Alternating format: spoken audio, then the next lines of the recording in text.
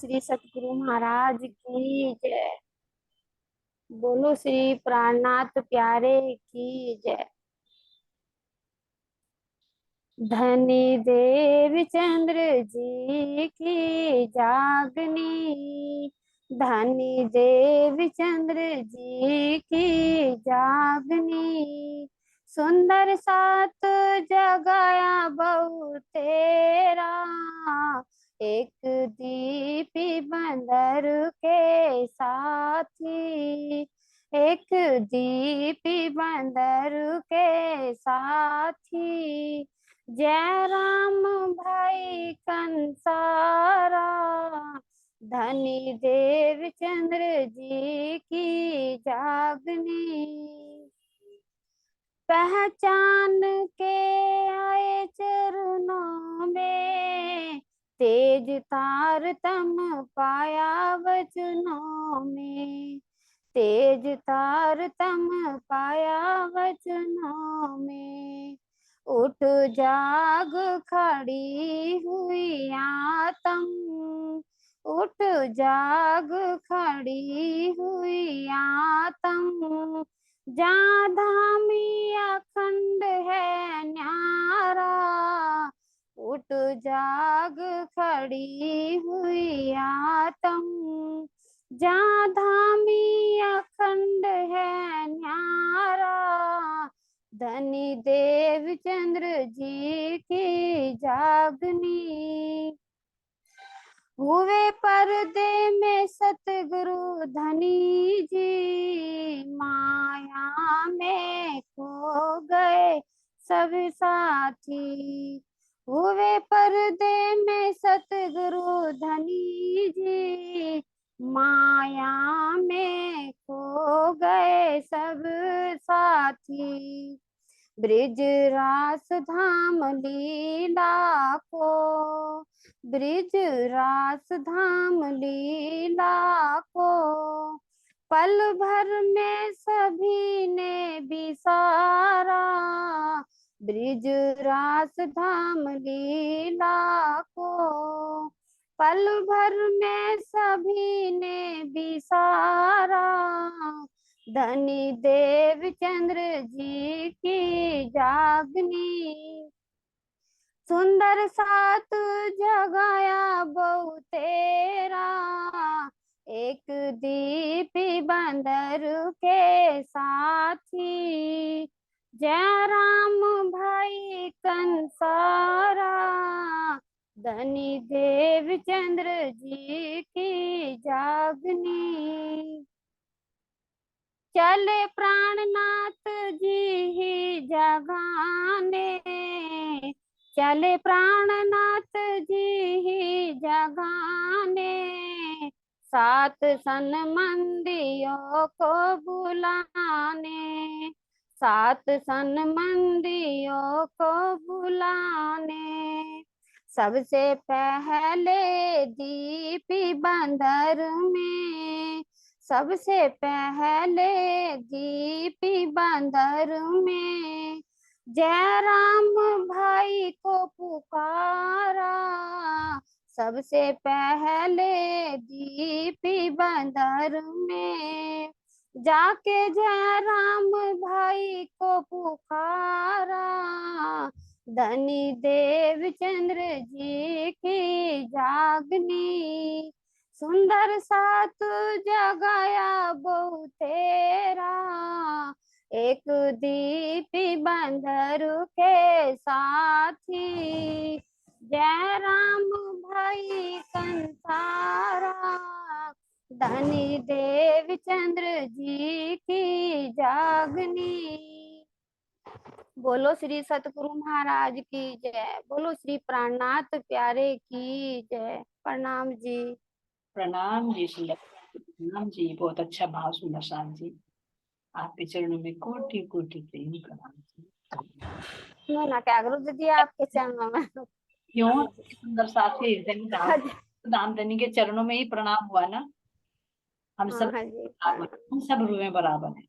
चलिए सुंदर साथ जी, नूर बाई जी अनम्यूट करिए।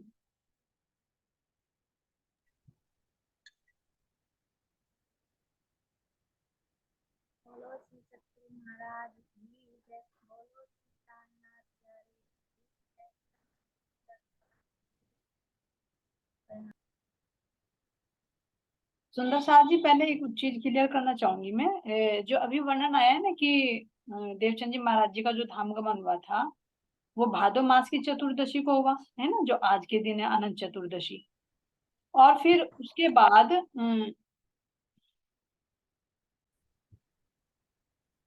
है ना, तो प्रकरण हमारा 16 है अभी तक साहब का। तो इसमें जब बाल बाई जाती है मीराज ठाकुर जी के सामने बात करने के लिए कि भाई गादी पर कोई ना कोई तो बैठना चाहिए, तो इसमें समय दिया गया है। क्या कह रही है? केतिक दिन पीछे, 23वीं चौपाई सुंदर साथ जी, प्रकरण 16 की। केतिक दिन पीछे बाल बाई इत आई, श्री महाराज के घरों आई ये खबर लाई, है ना। ये खबर लाई कि मतलब गादी पर किसे बैठना चाहिए, तो यहाँ पर दे रहे केतिक दिन पीछे, यानी भादो मास की चतुर्दशी को तो धाम गमन हुआ।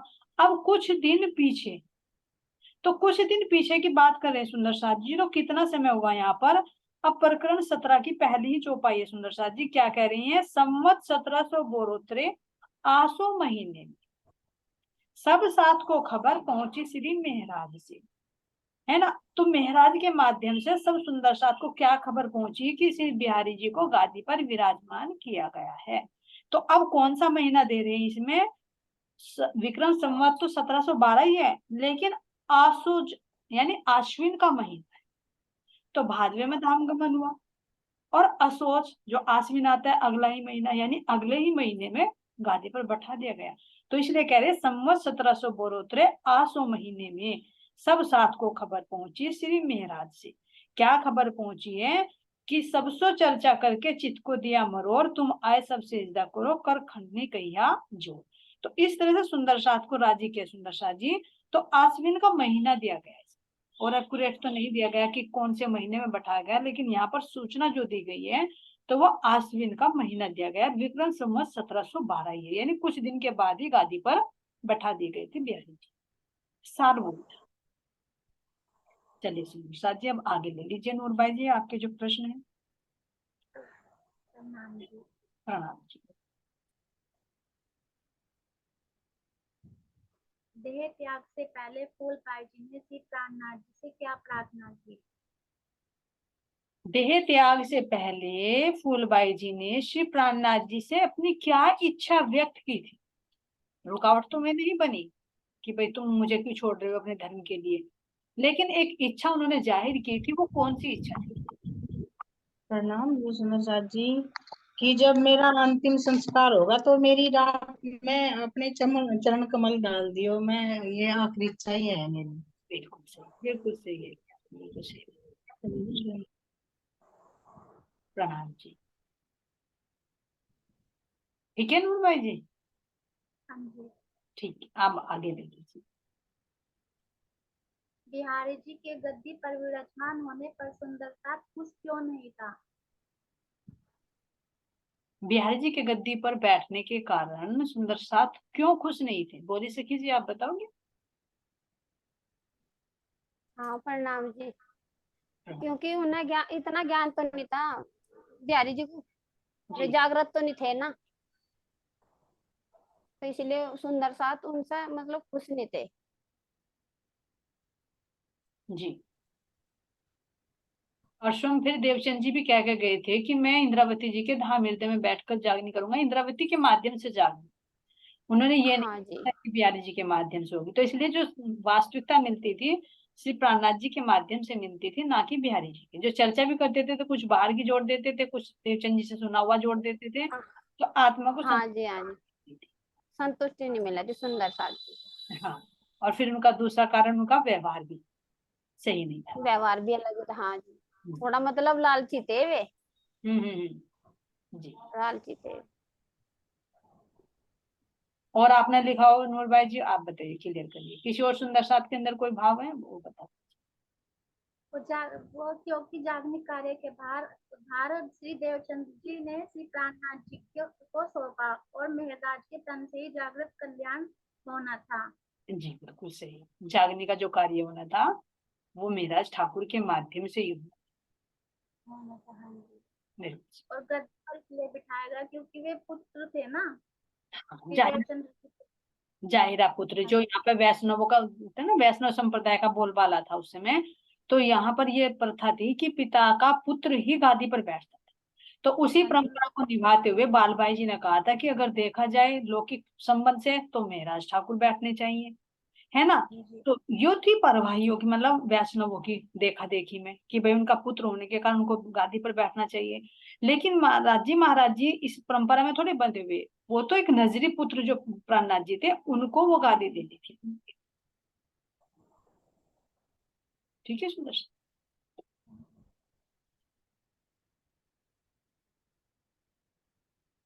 चलिए आगे ले लीजिए। बिहार बिहारी जी चर्चा करते हुए सुंदर साथ को क्या समझाते थे? क्या समझाते थे सुंदर साथ जी, बताइए। प्रणाम जी। जी। एक दो बार चर्चा की करे थे परम धाम की, बाकी यूं कहते हैं कि चाय में चीनी अदरक डालो, तुलसी के पत्ते डालो, उसकी चाय बनाए स्वाद सही रहे, फलाना ढिमकाना ये वो। पढ़ली पढ़ली का बस, और तो कुछ नहीं था प्रणाम जी। और कोई बतावेगी और किसी को बताओ। और कुछ जो उनके पास जा रहे थे माया थी, उनके पास माया के बारे में समझा रहा था। हाँ जी, कुछ कुछ थोड़ा सा स्वरूप का वर्णन कर दिए थे जो सुन रखा था ना। हाँ जी। राशि ठोकरान जी प्रथम भूमि विराजमान भये ता कंचन रंग को सिंहासन, है ना। और फिर जितना सुना हुआ था तो फिर बाहर की बुद्धि थी तो बाहर का ही वर्णन किया जाए, है ना। और परविता जी, ये लौकिक लौकिक का भी तो जरूरी है ना, जैसे बुखार हो गया तो काढ़ा भी तो जरूरी है ना। तो ये भी जरूरी है, ये भी जरूरी है, ये भी धनी के हुक्म से मिला, है ना। जो भी करा रहे दाम धनी करा रही हैं, जिस तन से जितनी सौगात दी उसी हुक्म से कार्य करता है। तो ये पहचान होती है सुंदर शाह जी। ये देखो कोई बिहारी जी नहीं है, हम तुम भी होते हैं कि जब सौपन की बुद्धि होती है ना, तो अंदर का तुम कितना ही लेना चाहो वो यहाँ की बुद्धि अंदर का निकाल ही नहीं पाती। और जो राज्य के हुक्म से राज्य के आवेश से होता है वो अंदर से ऑटोमेटिक ही निकलता रहता है, बुद्धि को तो पता भी नहीं चलता यहाँ की। क्योंकि वो जागृत बुद्धि का कार्य कुछ और होता है, अंदर के रहस्य निकालना। सौपन बुद्धि का कार्य होता है संसार की ही बातें बताना। तो दोनों में हम अंतर देख सकते हैं कि जागृत बुद्धि में क्या अंतर है और स्वप्न की बुद्धि में क्या अंतर है, उसकी भाषा से। जैसे कहते हैं ना कि कोयल भी काली होती है, कौवा भी काला होता है, लेकिन उसकी भाषा से उसको पता चल जाता है जब वो बोलती है मीठी बोली कि कौवा है या कोयल है।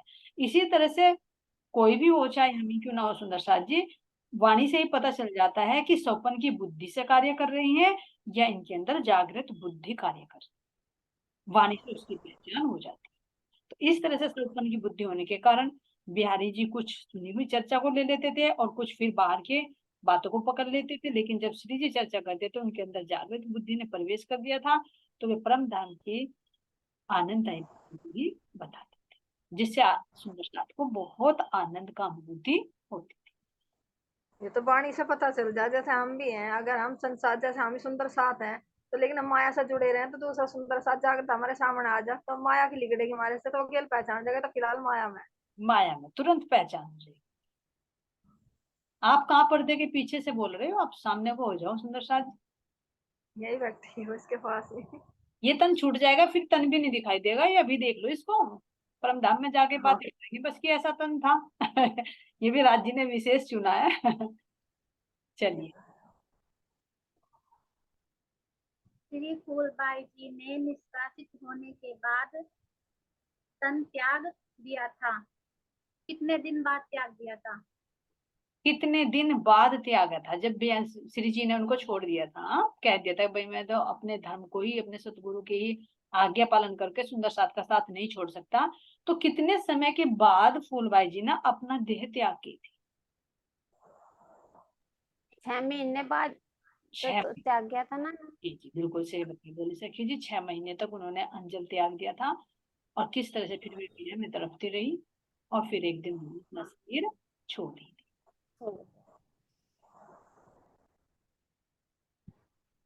चलिए। बिहारी जी को नाराज होने के बाद जब श्री प्राणनाथ जी को पता चला तो श्री प्राणनाथ जी ने क्या कहा?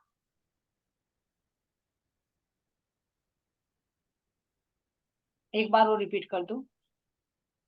बिहारी जी के नाराज होने के बाद जब श्री प्राणनाथ जी को इस बात का पता चला तो श्री प्राणनाथ जी ने क्या कहा? किस बात सुंदर पे, साथ। किस बात पे नाराज हुए थे? थोड़ा सा ये क्लियर करो बेटा, कहाँ से प्रश्न पूछ रहे हो?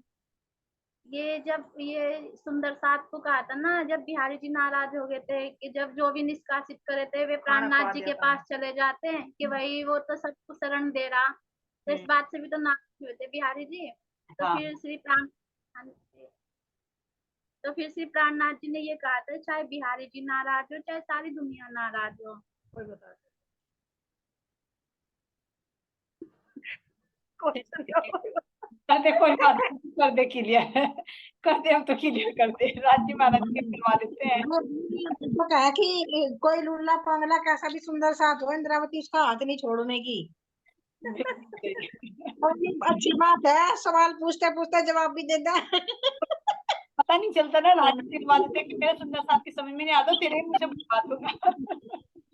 और ये प्रणाम जी। धारावाहिक के प्रश्न पे पहुंच गई है, जब धारावाहिक को निकाल देते हैं ना, वो हाँ जी। धारावाहिक के बाद में भी जब वे राम जी और शिव जी भाई आते हैं, है ना, बहुत आगे लंबी छलांग लगा ली, तो तब माचन अवतनपुरी से वे वहां पर जाते हैं, तो तब कहते हैं जो कोई लूला पांगला इंद्रावती ना छोड़े साथ, है ना। चलिए, बहुत लंबी छलांग लगाई थी, हम सोच रहे थे गंगादास जी से संबंधित है, या हमारी फूलबाई जी से संबंधित है, या फिर उसके बाद में धारावाहिक का प्रसंग आता है उससे संबंधित है, लेकिन आपने बहुत लंबी छलांग लगाई जब शिव जी और राम जी भाई जाते हैं ना प्रणाम करने के लिए, तब का प्रसंग है ये सूरत का। जी चलिए, थी है। है ना। ये फूलबाई जब इन्होंने प्राणनाथ जी से ये कहा था कि तुम मेरी सीता के बाद आना, तो यही तो मतलब है इसका, क्या तुम शरीर से ही तो मना कर रखी थी बिहारी जी ने, कोई आत्मा से थोड़ा मना कर रखी थी। आत्मा को तो रोक ही नहीं सकता कोई। हाँ जी, वो तो कहना मैं शरीर मेरा जल जाएगा, उसके बाद तो आई जाइए, शरीर का ही तो तुमने नेम ले रखा। वो अंदर ही समा गई थी, उनके अंदर ही समा गई। अच्छा, जो इनकी जो सूरता थी इनके अंदर समा गई थी, और हाँ, फिर वह फूलबाई जी के उस पर बैठी, वो तेज 9 साल के तेज, बाद बैठी। हाँ, तेज कुंवरी की। तेज खूंरी बैठी तो वो इनके अंदर समाई थी, वो सूरता इतने इनके अंदर ही रही वो। हाँ, तब तक जब देखो गर्भ में तो नहीं जाएगी ना सूरता, गर्भ में तो जीव जाएगा, हाँ जीव बनेगा भी, ये शरीर भी बनेगा, कैपेसिटी भी आएगी उसके अंदर, तो तब उसके अंदर सूरता बैठ कर वो तुरंत पहचान लेगी। हाँ, फिर वो तेज खूंरी पे बैठी। हाँ, तेज कुंवरी। प्रणाम। चलिए आगे ले लीजिए। बिहार जी को कब गद्दी पर बिठाया गया, कौन से सन में और कौन सी तिथि में? बिहारी जी को गादी पर बैठाया गया कब और कौन सी तिथि में? बताइए कितने सुंदर साथ, बताइए सुंदर साथ जी, अभी प्रसंग चल रहा था इसमें।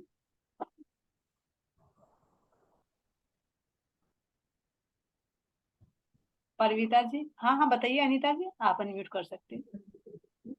17 तो 12 तो सन था वैसे, तीतर वो दिन का नहीं पता। प्रणाम जी, कोई और बताओ जी। अनीता जी बता रही थी। वनवास की उसको बैठाया था ना, अभी बता रहे थे आप असोज में, मतलब हाँ, तिथि तो कोई निस्तारित नहीं करी थी। तारीख तो हमें नहीं पता, आपने अभी अभी तो बताया था 2 मिनट। होगी तो शायद ये बताएंगी। अच्छी बात है, एक दूसरे के चर्चा से ऐसे ही तो मिलता है ना। चलिए नूर भाई जी, आप क्लियर करिए इसको, हाँ जी। कौन सी तिथि थी ये बताओ। अश्वनी मास में बिहार जी को बिठाया गया सन 1712 में। हाँ, तिथि पूछ रही बेटा, ये तो आश्विन मास तो हो गया था, अभी बताया था ना 1712 में आश्विन का महीना था, जस्ट अगले महीने, क्योंकि भादों में तन छोड़ा और हाँ आश्विन जी। हाँ जी, बैठा दिया गया। तिथि अगर कहीं मिली है तिथि, तो वो बताइए थोड़ा सा, तिथि और दिन। तिथि तो नहीं। अच्छा अच्छा, ठीक है ठीक है, मुझे भी नहीं मिली थी इसलिए मैं पूछना चाह रही थी। तिथि और दिन है नहीं शायद। हाँ जी। हाँ, परविता सखी जी ने बता दिया कि जो भी चल रहा था ना पहले, आश्विन मास।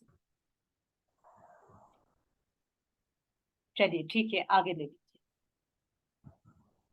आगे कहीं प्रसंग आएगा तो या इधर उधर दूसरी भीतर से मिलेगा तो जरूर देखना है इसको दर्शाती है ना। हम परम धाम से कितनी सूरताओं को साथ में लेकर यहाँ आए हैं? कितनी सूरताओं को लेकर यहाँ पर आई, यानी परम धाम से कितनी सूरताएं आई हैं। महारानी के लेख में। चलिए मानिक भाई जी आप भी बता दीजिए। ऐसा तो 12,000 भी कह सका है, 36,000 भी कह सका है। श्यामा जी लेके आई हमें 12,000 परमात्माओं को, तो 12,000 तो हम हो गए और एक श्यामा महारानी, 12,000 एक हो गए। हाँ तो हम सबको ही मिलाकर होगी है ना। हाँ हाँ जी। श्यामा जी के साथ में आए, श्यामा जी के हम नहीं लेकर आए, श्यामा जी हमें लेकर आए क्योंकि हम उनके अंग है ना। हाँ 12,000 सूरत है, 12,000 ब्रह्मसृष्टि। हाँ, और उन्होंने यहाँ के संभाला। क्यों? हम तो सब नींद में, तो उन्होंने नींद नींद में जगाया। देखो भी तो नींद में। ब्रह्म सृष्टि और सुरता अलग अलग थोड़ी है बेटा। हाँ तो इसमें तो ये लिख रखा है हाँ ना। नहीं, सुनो तो, जैसे हम परमात्मा श्यामा महारानी के साथ यहाँ आई, तो लेकर श्यामा महारानी आई, तो श्यामा महारानी ने ही देखो यहाँ कोशिश करी जगाने की। तो जाके उन्होंने ही देखो कहाँ कहाँ गए हुए, तो मैं घर छोड़ा रात को, कैसे कैसे मिले, और फिर तारतम लाई, तारतम ला के फिर इंद्रावती के चोले में बैठी, उनके अंदर बैठ के इंद्रावती ने और श्यामा महारानी ने, वे हमारे सिर मोर सकी हैं, वही हमारा महाकारण है। उन्होंने हमारा हाथ पकड़ के आज जगह सह आज अपने चरणों में हमें ले ही आई। जैसे परम धाम से लाई, तो उन्होंने अपना वादा निभाया श्यामा महारानी ने और श्री इंद्रावती ने। और अब जो जागृत सुंदर साथ है जिन्हें आविया है, वे हमारा हाथ पकड़ पकड़ के जगा रही, शेरपुर महाराज जी के शरण में ले जा रही। शेरपुर महाराज जी हमें गुम्मट जी में ले जा रहे हैं, और गुम्मट जी से बटले होगा अब जब परम धाम। जी बिल्कुल सही। राम जी आवाज कतई ही गुम होगी इनकी तो। 12,000 श्यामा जी हम 12,000 रूहों को ले। आपकी भी आवाज कम आ रही है, आपकी भी नहीं आ रही आवाज। इंद्रावती के चोले में बैठ, इंद्रावती पे इतना विरह कराया, इतना विरह कराया, इतना विरह कराया, तो उनका जहां आवाज नहीं आ रही आवाज। जहां वे अपनी तड़फी पका दिया, इतना पक्का घड़ा कर दिया उनका कि अब मैं इसमें अपना अमृत उतारूंगा, कि मुझे बैठना पड़ेगा इस चोले में।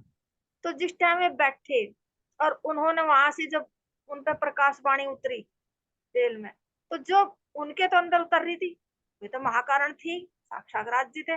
लेकिन कारण में जो उनके भाई थे, क्या नाम था उनका, कौन थे उनका नाम, दो भाई थे वे, तो वे भी तो, और वे भी तो सिर, उद्धव जी भी थे। पहले उनके देखो, पहले चोले में आई होगी, तो कैसे इंद्रावती ने देखा है मेरे अंदर क्या उतर रहा है।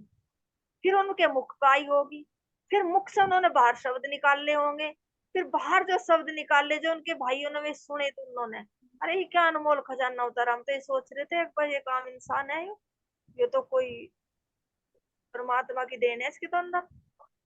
उनके अंदर से जो ये शब्द निकले और उन्होंने कोले से उतारे, तो वे भी तो हमारे लिए सिरमौर है। आज वे ना उतार दे तो हमें वाणी कैसे मिली। कैसे? बिल्कुल ऐसे ऐसे सिरमौर सकी तो बहुत है, हमारे से तो बहुत सिरमौर, हम तो सबसे पीछे रह गए। बहुत सिरमौर है, बिल्कुल सही कह रही है, बिल्कुल सही आपने तो सही। प्राण जी कह रहे कि जो काले पत्थर थे वे भी हुए टूक टूक। हाँ वो सामान्य ठाकुर दे दिया क्योंकि विश्वास नहीं था ना उन्हें, तो इसलिए कहा गया। चलिए बिल्कुल। भाई आगे आगे प्रश्न ले लीजिए। बहुत अच्छा बताया आपने मानिक भाई जी। जब देवचंद्र जी का धामागमन हो गया था और गद्दी सूनी हो गई थी, तो बिहारी जी को गद्दी पर बिठाने का सुझाव श्री प्राणनाथ जी को किसने दिया? किसने दिया? चलिए सुंदर साथ जी। बालबाई ने दिया जी, प्रणाम जी। प्रणाम जी। बाल भाई जी ने दिया, बहुत शुभ अच्छा कार्य किया, क्योंकि वास्तव में सतगुरु की गादी खाली नहीं रहनी चाहिए थी ना, क्योंकि चर्चा वाणी बहुत जरूरी। खेता भाई किसके भाई थे? खेता भाई किसके भाई थे, यानी कोई देवचंद जी के पास में रहता था, उनका कोई भाई, उसका नाम बताइए। राम जी भाई थे। राम जी भाई। राम जी भाई के और बाल भाई राम जी। प्रणाम जी। गांग जी भाई बड़े थे छोटे? प्रणाम जी। राम जी भाई छोटे भाई, बीच में पड़े थे जी। नहीं ये थे खेता भाई बड़े। खेता भाई बड़े थे, गांग जी भाई उनसे छोटे थे। हाँ जी। जी बिल्कुल सही। प्रणाम जी। प्रणाम जी। प्रणाम। चलिए नूर भाई जी आगे देखिए।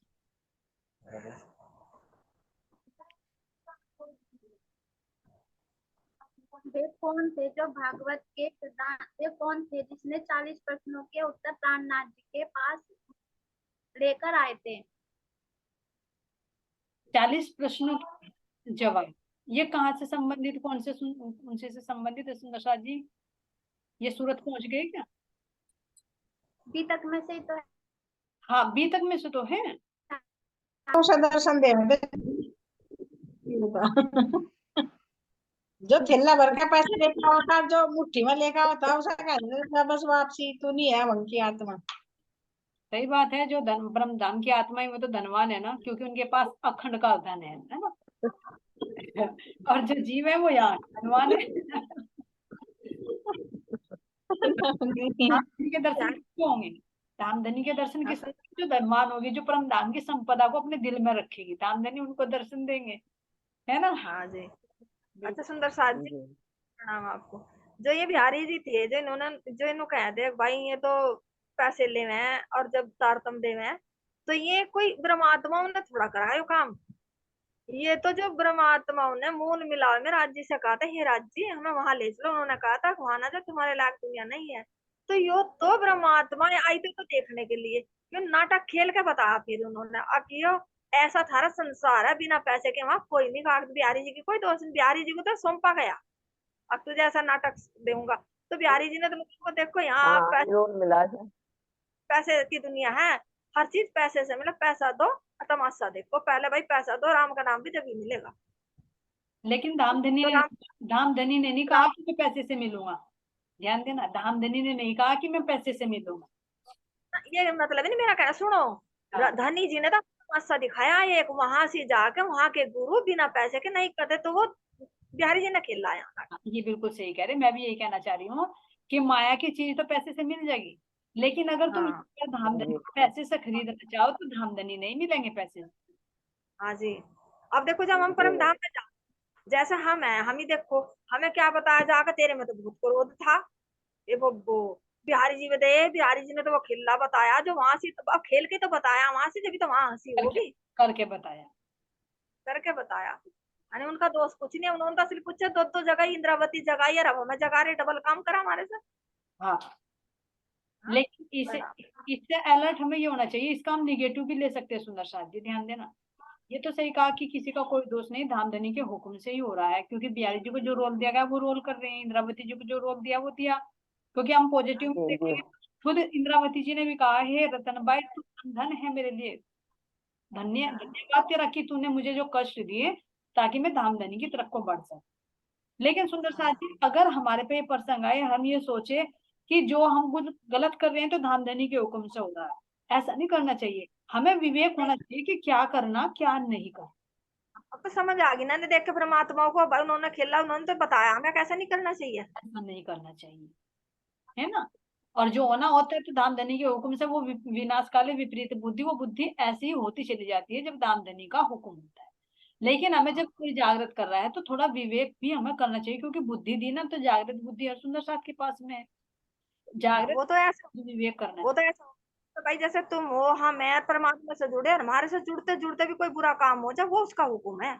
हाँ, अब फिर ये भी नहीं है कि हम मतलब कोई काम कर रहे हैं, हमें पता कि गलत है, फिर भी हमारा जीव करता जा रहा और हम कह दे तो धनी के हुक्म से हो रहा है ना। हाँ हमें लापरवाही नहीं करना चाहिए, अपने आप को हमें सख्त रखना चाहिए, जागरूक रखना चाहिए कि कहीं हमारे से किसी सुंदर साथ को कष्ट तो नहीं पहुंच रहा, कहीं हमें पता है कि ये काम गलत है, तो कहीं हम गलत तो नहीं कर रहे ये काम।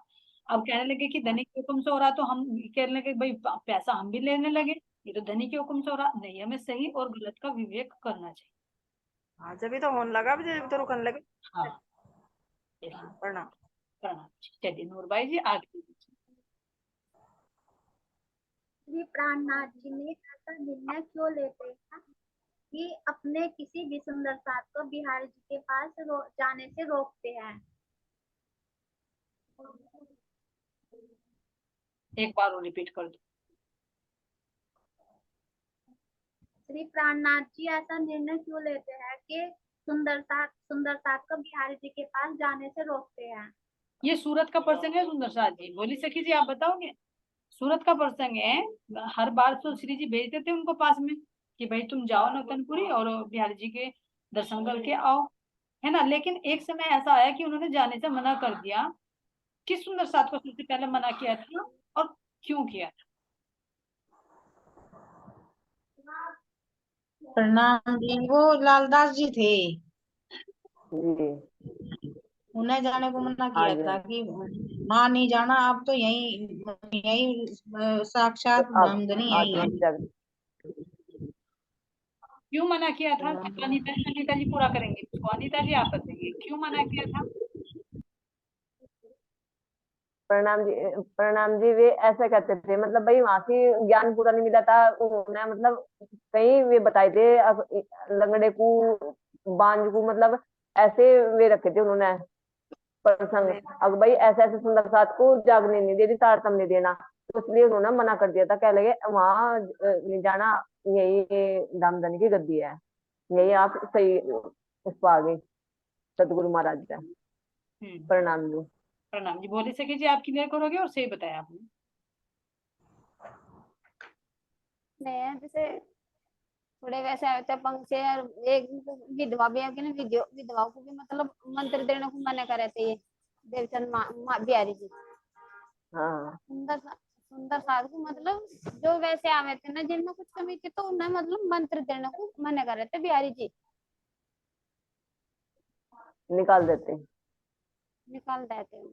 अलग अलग गादी हो गई थी ना यहाँ से, हाँ जी। एक हाँ बिहारी जी, हाँ जी। हो गई थी और श्री जी की अलग हो गई थी सूरत में, है ना। तो यहाँ पे फिर अलग अलग जब गद्दी अलग हो गई थी, सुंदर साथ ने सब देखा कि उनके अंदर तो राज्य महाराज साक्षात विराजमान है ना। तो यहाँ पर धामधनी का खुद ही उनको आभास होता है कि अब वहां मैं सुंदर साथ को नहीं भेजूंगा, क्योंकि जिसको भी भेजता हूँ वो दुखी होकर ही आता है, रोता हुआ, भेदभाव रख। क्योंकि उनका व्यवहार सही नहीं है। तो इसलिए फिर उन्होंने मना कर दिया था। लाला जी से शुरू होता है, कह दिया कि यहाँ पर हमारा जो मनोरथ था वो पूर्ण हुआ, तो हमने धामधनी के चरणों में आ गए। तो यहाँ से सीधे सुंदर साथ को वहां भेजना बंद कर। वो बिहारी जी का है कि क्या नाम है जिसे मैं निकाल लू इसे ये रोक ले। और उन्होंने तो मना कर दिया था कि ये विधवा स्त्री को और गरीब आदमी को और नाम में तू ही देंगे और कोई नहीं दे सकता। जी जी। आगे कौन से 3 नियम थे सुंदर साथ जी? क्रम से बताएंगे कि कितने नियम बांधे थे बिहारी जी ने जब पत्र भेजा था श्री जी के पास? परविता जी 3 बताइए कितने दिए थे नियम, और कौन कौन से दिए थे? हाँ जी, यही तो एक तो कि विधवा स्त्री को नहीं देना, और दूसरा कोई गरीब आदमी होगा जिसके पास धनी नहीं है उसे नहीं देना। और फिर तीसरा कि मैं तुम ही दे सका नाम, और नहीं कोई दे सकता। हाँ, ये इस तरह तो नहीं था। गरीब गरीब की जगह कुछ और था, आप सोचिए थोड़ा सा, और वैसे ही बता रहे हैं आप।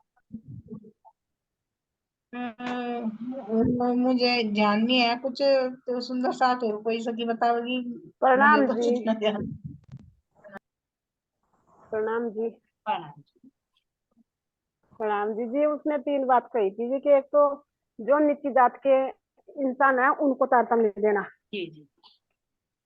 और एक जी जो बांझ स्त्री है उसको नहीं देना, नहीं नहीं, बांझ नहीं, वो विधवा को जी। विधवा स्त्री। हाँ जी, हाँ जी, विधवा को। और उनको तीसरी बात ये है, जागने का तारतम्य आप दोगे या मैं दूंगा, हाँ, दूसरा को तीसरा कोई आदमी नहीं देने का। बिल्कुल सही। ये 3 नियम दिए थे उन्होंने, जो को श्री जी ने नहीं 3 नियम किए थे जी। बिल्कुल सही। हाँ जी। गरीब प्रणाम। ये भी तो दिक्कत है ना, कौन गरीब और कौन अमीर चल, एक का नाम दे रहे। बिल्कुल सही बताया। चलिए मधु सिंह, अब आप भाई जयकारा बोल दीजिए, है ना। बहुत अच्छे प्रश्न बनाए, सुंदर जी ने बहुत प्रश्न, बहुत अच्छे अच्छे उत्तर दिए, हमारा रिवीजन हो गया इससे बहाने से। चलिए जयकारा लगा दीजिए। बोलो श्री प्राणनाथ प्यारे की जय। बोलो श्री सतगुरु जय महाराज की जय जय महाराज की जय। नमस्ते जय जी। जय। प्रणाम जी। प्रणाम। प्रणाम जी। प्रणाम सतगुरु साहब जी। के चरणों में कोटि कोटि प्रणाम, प्रेम प्रणाम। जी प्रेम प्रणाम जी। श्री सुंदर साहब के चरणों में कोटि कोटि प्रेम प्रणाम जी।